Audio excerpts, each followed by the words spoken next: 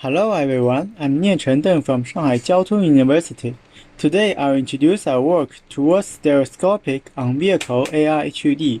This work is completed in cooperation with Jianan Ye, Nuo Chen, and Xu Boyang. Head-up display is a transparent display that can present information in front of the user's eyes. Although initially developed for military aviation, HUD has been applied to various fields which have requirements of keeping eyes focused, like commercial automobiles. AR-HUD uses augmented reality techniques to present information in an immersive form, like laying virtual guide paths on the road, highlighting noteworthy pedestrians, and sticking interesting labels on roadside buildings. AR-HUD further improves intuitiveness, ease of use, and security. However, state-of-the-art AR-HUD can only present information in a 2D plane like a transparent screen floating in front of the viewer because of lacking parallax, which plays an important role in experience of augmented reality fusion. Inspired by previous works on live field display, we proposed a novel stereoscopic on-vehicle AR-HUD prototype that enables parallax without auxiliary equipment like glasses. We stack two HUDs with different imaging distances, whose images are optically combined when seen by the viewer. These structures are like Lee et al., but the complex optical paths in HUD bring serious, irregular, and view-dependent distortion, as the pictures of grids indicate. To solve these problems, we propose an optical path calibration method modeling the distortions and an optimized live field factorization algorithm adapting irregular distortions. A general HUD consists of a LCD display or microprojector and one or more mirrors to reflect the displayed images into viewer's eye. There are two styles of HUD, the portable and the factory installed. The main difference is whether taking the windshield as a part of optical path. The distortion is significant and irregular, especially when the system contains several concave surfaces or freeform surfaces like the windshield. Such a display system can produce an image at specific distance, but without parallax, the viewer will have strong feeling of virtual elements floating in front of the eyes. To deal with the problem of lacking parallax, we proposed the stereoscopic HUD schema. It consists of two stacked HUDs. The virtual images of two HUD components overlap with each other but have different distance. When seen by viewer, two images are superimposed together. To enable stereo pieces, the HUD should produce different images for each of the viewer's eyes. This can be achieved because at different viewpoints, different pixels of two displays are combined. The contents shown on two displays can be solved using additive live field factorization.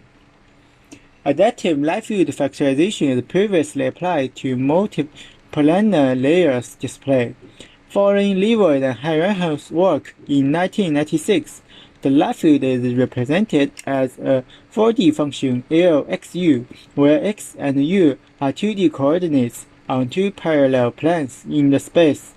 Let's define one plane as the view plane, where the eye is at. Another plane is 1 unit away from the view plane. For an additive live field display, several transparent display layers are put at different distances from the view plane, defined as D1 to Dn.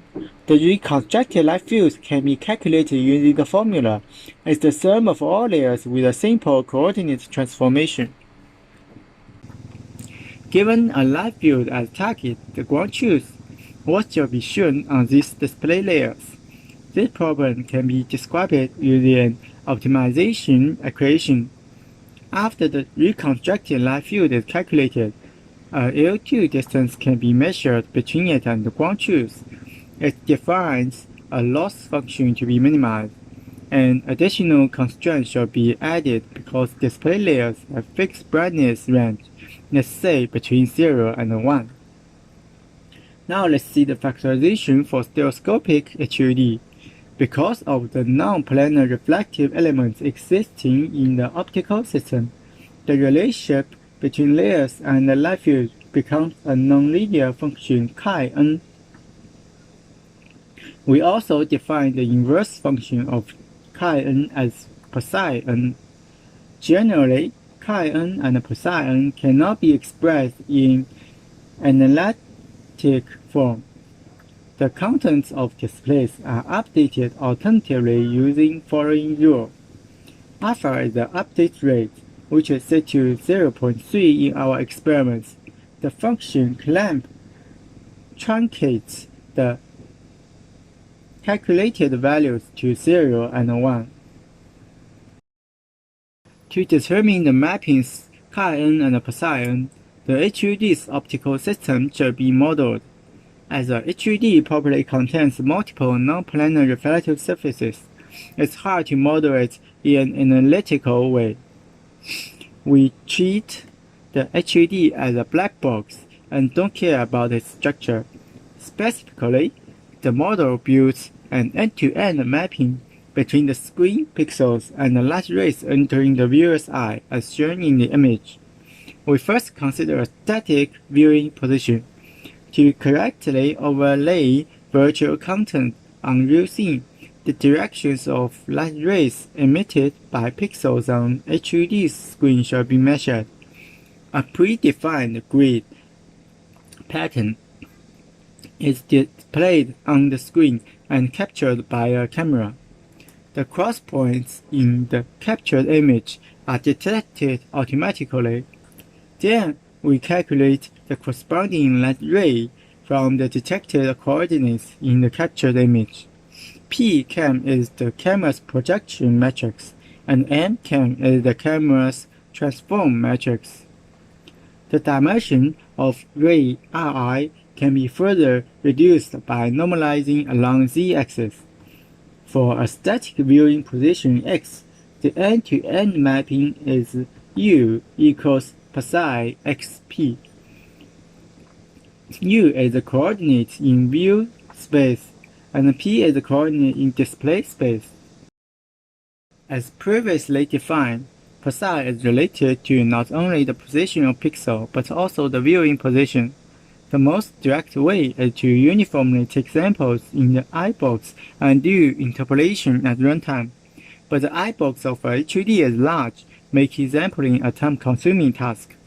We use polynomial function to model the relationship inspired by Wintaper et al.'s work in 2013. Considering a pixel on the screen, the mapping is modeled using a polynomial function. BP are coefficients of polynomial function. To solve BP, several hundreds of samples at different viewing positions in the eyebox are taken. After that, BP are calculated by solving the following optimization problem. This is a standard least square problem, which can be solved by various methods. D is the maximum polynomial degree of the function, which is device-related and determined by experiments. All routines are run on a desktop computer. Source code is written using C# and Unity shader. The target light field is rendered using Unity with resolution of 2 × 640 × 480. A prototype was built using a factory-installed like HUD, HUD1, and a portable HUD, HUD2. The resolution of HUD1 is 1280 × 720, and the resolution of HUD2 is 800 × 480. A simulation environment is built in Unity Scene using the same configuration as our prototype. Here we show the pipeline of render-based additive light field factorization for stereoscopic HUD. The pipeline consists 4 steps. The first step is generating meshes for display layers. To avoid evaluating the function chi-n, we generate meshes for each display layer that match the shape of display layer seen at specific viewpoints. By doing so, The displayed light field can be generated by rendering this mesh's texture with the imaging step. In every frame at the start of the iteration, screen images are set to random value. After the displayed light field is rendered using cut to screen images, an update operation is performed for every image using the update rule defined previously. Then, the displayed light field is rendered again using the update screen images. This iteration is performed several times in a frame. The collaboration of HUD contains 4 steps. As preparation steps, the camera intrinsic parameters are measured and a tracking system is set up to make the camera continuously trackable. Then, hundreds of frames from various viewpoints in iBox are captured during the movement of camera, while the HUD showing the grid pattern. Finally, we solve the coefficient BP using nonlinear fitting method provided by MATLAB. Now let's see the results. First, we will introduce the experiments we have done to evaluate the precision of our proposed collaboration approach. To train and test a model, we take 2 sequences of samples.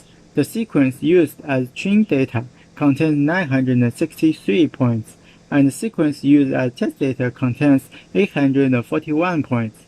The viewing positions of these 2 sequences are plotted in the image. To compare models with different polynomial degree, we train models using train data with d taken from 1 to 5. Here shows the root mean square error of models evaluated using train data and test data. The result shows that although the error by train data keeps decreasing with higher polynomial degree, the minimal point is achieved at 2 polynomial degrees for error by test data. This indicates an overfit of model with d larger than 2. What should be noticed is that the optimal d is related to the optical characteristic of HUD, so for different structure it may be different. To evaluate the image correction process, we built 2 standard scenes, grid floor and grid tunnel. The grid floor contains horizontal and vertical lines in the y equals 0 plane with distance up to 100 meters.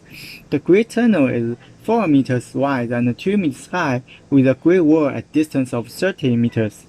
Same scenes are displayed both in AR-HUD and a monitor application simultaneously. Now we demonstrate the factorization results of 3 demo scenes. The first scene contains 3 primitive objects with gray background. The second scene contains 3 models selected from Stanford scanning repository with black background. The third scene is polystyle village scene containing near tree and far houses. Here shows the initial results on our stereoscopic AR-HUD prototype.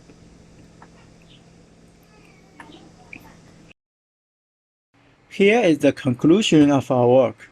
We proposed a novel on-vehicle AR-HUD prototype that enables stereoscopic images without wearing equipment such as glasses.